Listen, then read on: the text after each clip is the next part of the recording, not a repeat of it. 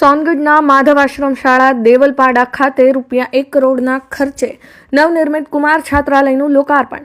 આદિજાતિ વિકાસ મંત્રી નરેશભાઈ પટેલ તેમજ દાતા શ્રી જનકભાઈ મરોલિયા ને શ્રીમતી મરોલિયાના હસ્તે કરાયું લોકાર્પણ. ગુણવત્તાયુક્ત શિક્ષણ અને શૈક્ષણિક સુવિધાને કેન્દ્રમાં રાખનારા દાતાશ્રીઓની કામગીરીને બિરદાવતા મંત્રી નરેશભાઈ પટેલ અને મંત્રી ડોક્ટર જયરામભાઈ ગામિત તાપી જિલ્લાના સોનગઢ તાલુકાના સ્થિત દેવલપાડાની માધવ આશ્રમ શાળા ખાતે રવિવારે ગુજરાત રાજ્યના આદિજાતિ વિકાસ તથા જિલ્લાના પ્રભારી મંત્રી શ્રી નરેશભાઈ પટેલ તેમજ દાતા શ્રી જનકભાઈ મરોલિયા અને શ્રીમતી મરોલિયાના હસ્તે અંદાજિત ₹1 કરોડના ખર્ચે તૈયાર થયેલ શ્રીમતી શારદાબેન શાંતિલાલ મરોલિયા કુમાર છાત્રાલય ભવનનું લોકાર્પણ કરવામાં આવ્યું હતું.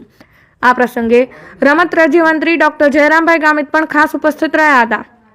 આ પ્રસંગે મંત્રી નરેશભાઈ પટેલે જણાવ્યું કે ગુજરાતના તત્કાલીન મુખ્યમંત્રી અને દેશના વડાપ્રધાન નરેન્દ્રભાઈ મોદીએ આદિવાસી સમુદાયના સર્વાંગી વિકાસ અને શિક્ષણ ક્ષેત્રે વિશેષ ભાર આપ્યો છે. રાજ્ય સરકારે પણ સમાજના પ્રત્યેક બાળકોને ગુણવત્તાયુક્ત શિક્ષણ અને સુવિધા મળે તે માટે પરિણામલક્ષી કામગીરી કરી છે.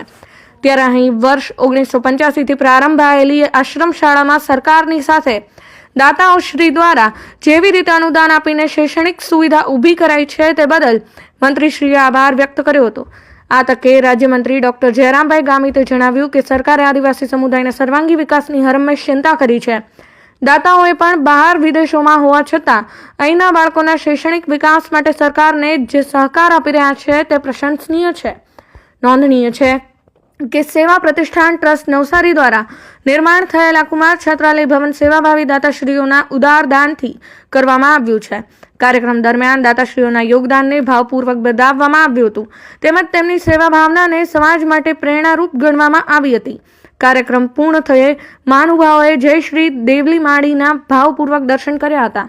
આ અવસરે પૂર્વ રાજ્યમંત્રી શ્રી કાંતિભાઈ ગામિત, જિલ્લાના અગ્રણી શ્રી સુરજભાઈ વસાવા, અગ્રણી શ્રી વસંતભાઈ ગામિત, નવસારી ધારાસભ્ય શ્રી રાકેશભાઈ દેસાઈ, દાતા સર્વશ્રીઓ રણછોડભાઈ દેત્રોજા, સેવા પ્રતિષ્ઠાન ટ્રસ્ટના ટ્રસ્ટી શ્રી કાંતિ પરચોટિયા, અગ્રણી શ્રી યોગેશભાઈ પટેલ, જિજ્ઞેશભાઈ દેસાઈ, પરેશભાઈ રાઠોડ, દેવકરણભાઈ આદ્રોજા, ચંદુભાઈ ગડારા, અન્ય મહાનુભાવો, આશ્રમ શાળાના સંચાલકો, અન્ય દાતાશ્રીઓ, શિક્ષકો, વિદ્યાર્થીઓ, સ્થાનિક આગેવાનો તથા ગ્રામજનો મોટી સંખ્યામાં ઉપસ્થિત રહ્યા હતા. કલ્પેશ વાઘમારે, દિવ્ય પુકાર ન્યૂઝ, તાપી.